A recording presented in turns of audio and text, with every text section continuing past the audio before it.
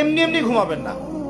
ঘুমানোর আগে বিসমিল্লাহ বলে লাইটটা অফ করবেন, বিছানাটা বিসমিল্লাহ বলে ঝাড়বেন, ঠিক আছে? ওয়াশরুম থেকে পারলে অজু করে আসবেন। মশারি দিচ্ছেন, লাইটস অফ করছেন, পাত্র যেগুলো আছে সেগুলো একটু ঢেকে রাখবেন বিসমিল্লাহ বলে। দরজা লাগাবেন বিসমিল্লাহ বলে। এরপর 3 বার পড়বেন সূরা ইখলাস একবার, সূরা ফালাক একবার, সূরা নাস একবার, পরে হাত একত্রিত করে ফু দিয়ে গা মাসাহ করবেন। এই কাজটা 3 বার করবেন। একবার আয়াতুল কুরসি পড়বেন, সূরা বাকারার 255 নম্বর আয়াত, আল্লাহু লা ইলাহা ইল্লা হুয়াল হাইয়ুল কাইয়্যুম, এটা শেষ পর্যন্ত। এরপর সূরা বাকারার শেষের 3টা আয়াত পড়বেন, লিল্লাহি মা ফিস সামাওয়াতি, এখান থেকে ফানসুরনা আলাল কওমিল কাফিরিন পর্যন্ত।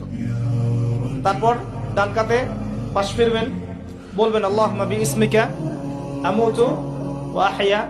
হাত নিবেন, হাতে গুনতে থাকবেন সুবহানাল্লাহ সুবহানাল্লাহ সুবহানাল্লাহ 33 বার, আলহামদুলিল্লাহ আলহামদুলিল্লাহ আলহামদুলিল্লাহ 33 বার, আল্লাহু আকবার আল্লাহু আকবার আল্লাহু আকবার 34 বার। ঘুমিয়ে যাবেন। এখন যদি আপনি 6 ঘন্টা ঘুমান, আপনি নবী সাল্লাল্লাহু আলাইহি ওয়াসাল্লামের সুন্নত অনুযায়ী ঘুমিয়েছেন, প্রত্যেক ঘন্টা ঘুমানোর জন্য আল্লাহ আপনাকে নেকি দিবে ইনশাআল্লাহ।